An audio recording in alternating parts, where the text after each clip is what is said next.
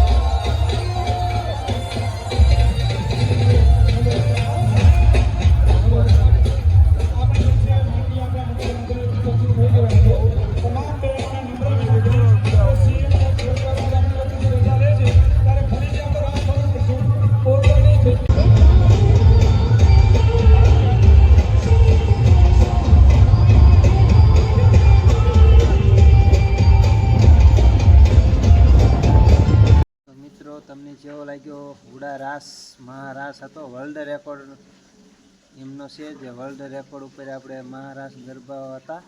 તો કેવો લાગ્યો બ્લોગ જણાવી દેજો, લાઈક શેર અને સબસ્ક્રાઈબર કરવાનું ભૂલતા નહીં. તો ચાલો નવા બ્લોગમાં આપણે કાલે મળશું. આવજો, બાય બાય.